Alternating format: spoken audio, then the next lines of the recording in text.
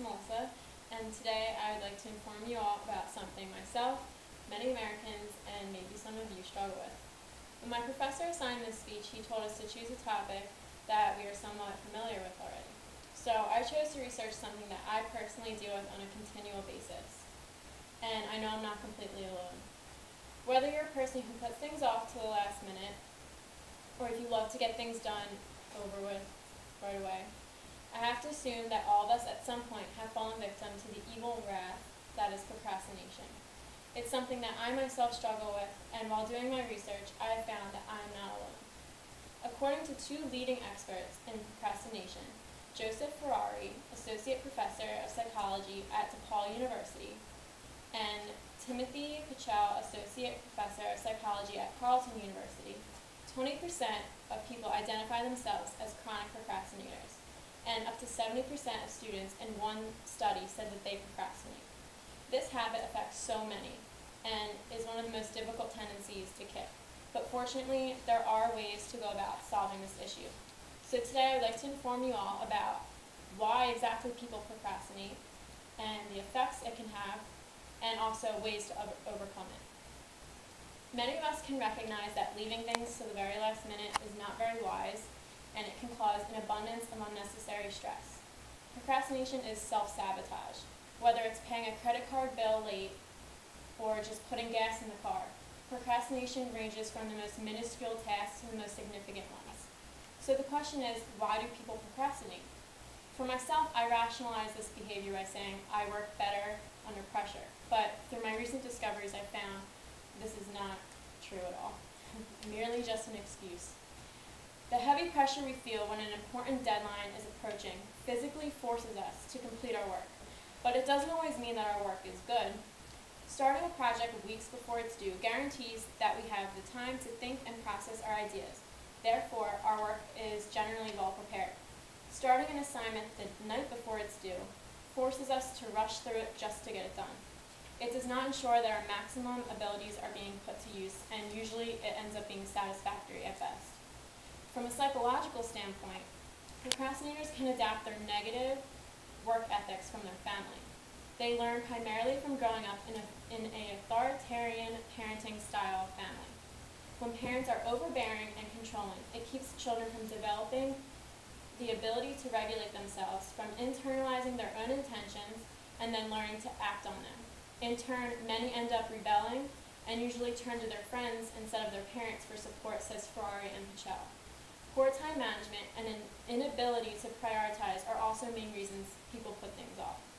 Many tasks simply seem just too overwhelming to begin, so many people tend to put them off, and in a way are completely in denial, hoping maybe it will just eventually go away, and it doesn't, as many people come to realize.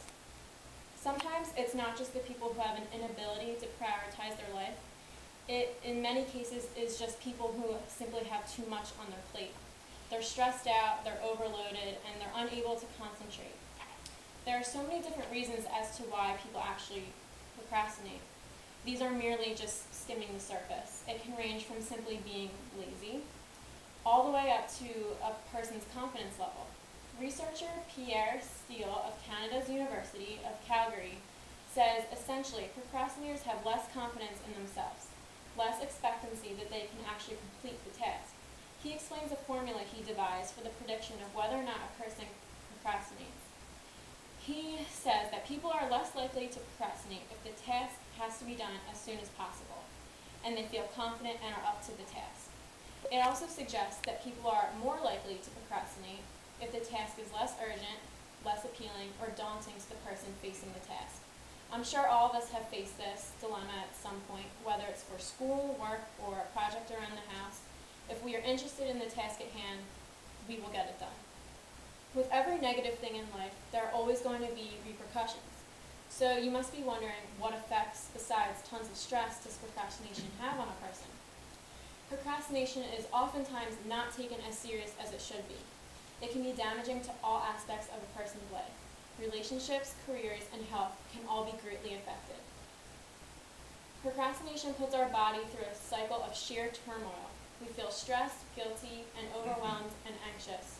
You don't need to be a doctor to see that doing this to oneself is not at all healthy in the long run. Studies have shown, and especially with college students, that immune systems can be compromised due to constant procrastination. This leaves our bodies susceptible to many bad things. In one study conducted by Timothy Pichel, his procrastination research group looked at 374 undergrads and found that students who put things off were more likely to eat poorly, sleep less, and drink more than students who do homework promptly. Dr. Ferrari also agrees and says that their procrastination has huge repercussions. He says that just over the course of a single academic term, procrastinating college students had such evidence of compromised immune systems as more colds, flus, more gastrointestinal problems, and they also had insomnia. Our health is something that all of us should take care of and make a priority in our lives. And procrastination can oftentimes lead to people putting off certain appointments or personal duties. Putting off exercising and dieting can lead to weight gain and in result health complications later on in life. How many of us can't stand going to the dentist or the doctors?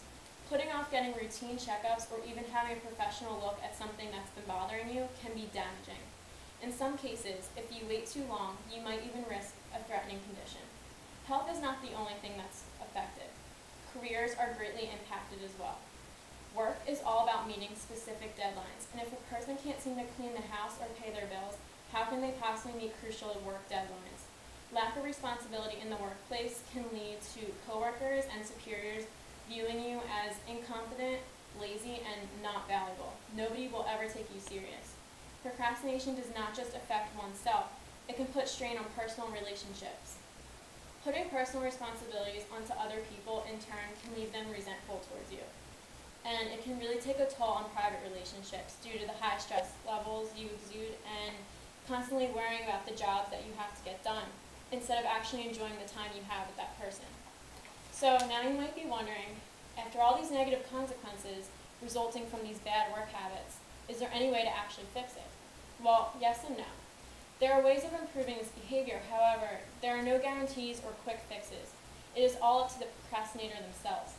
Each solution is different for every person because each person has his or her own reason for procrastinating in the first place. There are many methods in improving poor organizational skills and time management. Making a flexible schedule or a to-do list is one effective way. Allowing oneself to lay out their day and with each specific task and goal that needs to be completed helps one to visualize their schedule and have the jobs right in front of them.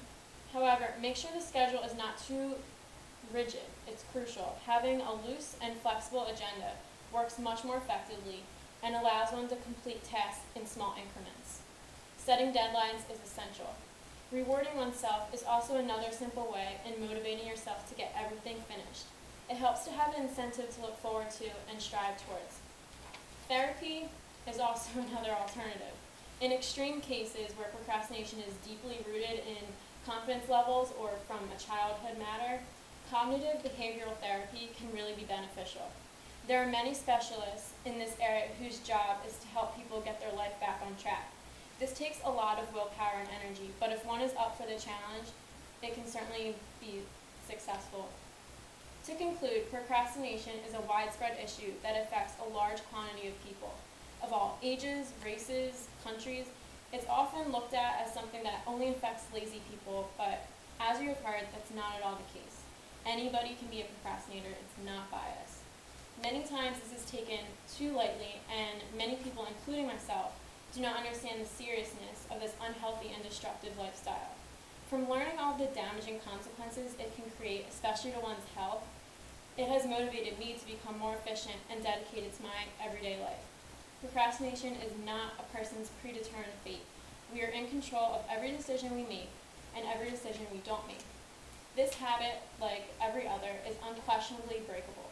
Things do not just disappear. They will be there the next day and the day after that. The second a person realizes this, the better they can begin to evolve. Thank you for listening.